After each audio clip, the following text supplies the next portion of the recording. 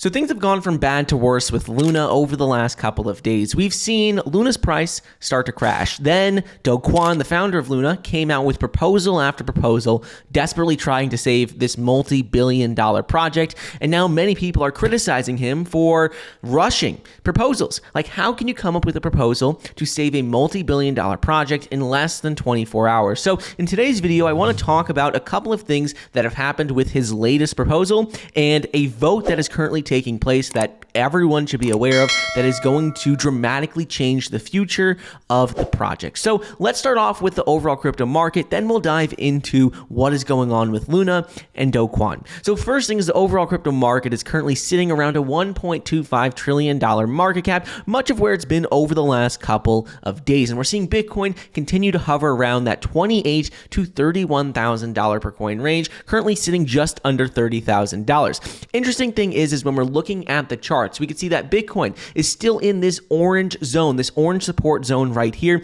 which has acted as a very key support for Bitcoin ever since the massive rally took place in late 2021. So this is going to be very important that we see Bitcoin hold this support on the weekly charts in order for us to see any sort of bullish outlook for Bitcoin over the coming months. We need to see Bitcoin maintain this support and stay above $28,000 per coin on the weekly close. Also, what we're seeing with the overall crypto market is that the crypto fear and greed index has come up slightly, currently sitting around 12, which shows us that we're no longer at that max pain, that max fear. Yes, it is still in the extreme fear territory, but is no longer at 8, which was an unheard of level. So this could be signaling that maybe we're starting to see sentiments starting to change in the market, but still, this is still extreme fear. Not much has changed there.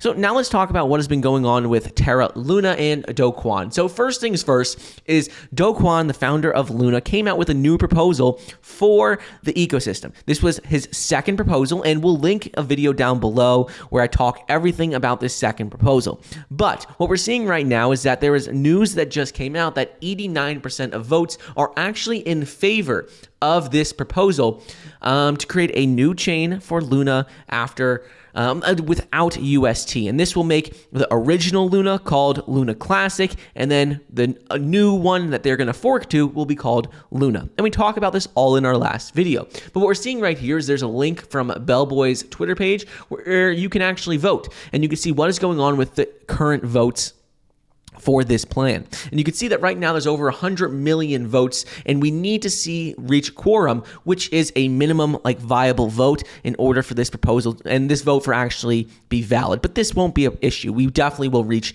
this line right here. So what we're seeing right now is that most people are saying they do want to see Luna fork and create a new blockchain without UST. But I want to talk about one thing that most people have not pointed out and are not talking about with this ecosystem. And one is that with this new proposal, it talks about how the tokens are going to be distributed. So they talk about how there's going to be 1 billion new tokens created and distributed as part of this new proposal. And the interesting thing here is that they talk about how 25% is going to be a community pool, 35% is going to be for pre-attack Luna holders, 10% for pre-attack UST holders. Post-attack Luna holders will get 10%, and post-attack UST holders will get 20%.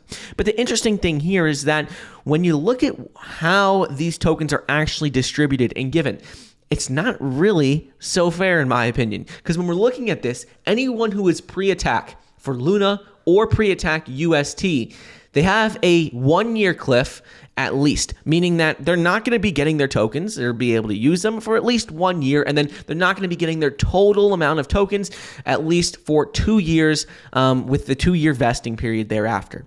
So this doesn't seem fair. Why are the people who are part of the Luna ecosystem before we saw this crash, why are they having a 1-year cliff and let's say 2 to 4 years of vesting?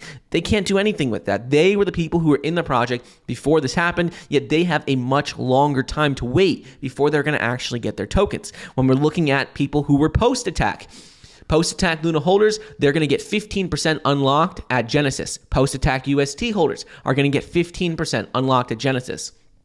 So in my opinion, this doesn't really seem fair. The people who are involved in Luna the longest are going to be the people who have to wait much longer to actually receive their tokens. People who jumped in after the massive attack, after the massive crash, they're going to get 15% of their tokens up front. So in my opinion, that just doesn't seem too fair. You would think it would be reversed. The people who were sticking with the project the longest, who have been in it for months, potentially even years, those people I would think should be rewarded first rather than the people who jumped in after. But let me know your thoughts on that.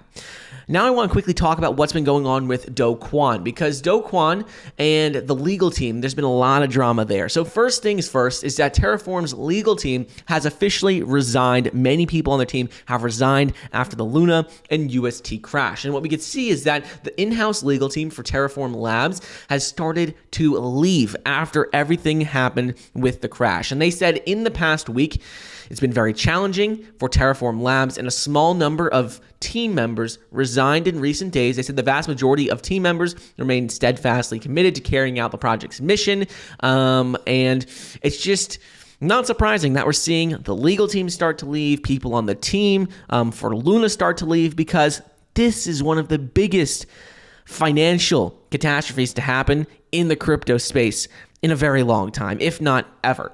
Also, what we're seeing is that Kwon, we're speaking of legal things, legal issues, Kwon, the founder of Luna, is being sued by one of the largest and top law firms in all of South Korea. So LKB and Partners has decided to sue Luna and UST founder Kwon on behalf of all investors who have lost money in the crash. And this is going to be a long and drawn out process, but right now we're seeing legal issues and legal battles just beginning. We're seeing team members start to leave, and this is not going to be resolved overnight. This is just going to continue to escalate over time. Last thing I want to talk about is going to be what is going on with these proposals and some sentiment that we have seen from major investors, as well as people all across social media. So what we're seeing right now is that many people are saying that Luna has simply rushed the process of coming up with proposals to potentially fix the ecosystem. They're saying Kwon has built up this multi-billion-dollar ecosystem that was worth $40 billion at one point. It crashed, and within 24 hours, he came out with multiple proposals. That seems like you're rushing a bit, and you're not really thinking out the exact benefits for all the holders. It seems like they're not really thinking this out. It is becoming just a mad rush to try and salvage whatever they can. That's the first thing. Also, what we're seeing is that a couple of major investors said that they actually sold Luna before this started happening. What we're seeing is that one of the original backers of Terra, called Pantera Capital, they came out and says that they've cashed out 80% of their investment before the UST crash and before a Luna crash. So Pantera Capital actually invested in the $25 million round in January of 2021, and they also invested in the $150 million ecosystem round in July of 2021. They had said that over the last year, they've actually been selling off part of their positions, and at the time of the UST crash, they had cashed out 80% of their position. They said this wasn't a one-time thing. They'd done this gradually over the last year because of all the froth and high valuations they had seen in the market, but that they did get out in time. So let me know your thoughts on everything going on. What do you think about this proposal? What do you think about what's going on with Kwon and legal battles he's starting to deal with? And what do you think about Pantera Capital actually having cashed out all of their positions? I think we could use that as a lesson to potentially show us, to consistently take profits over time, no matter what. But let me know your thoughts. Hope you enjoyed today's video, guys, and I'll see you in the next episode. See ya.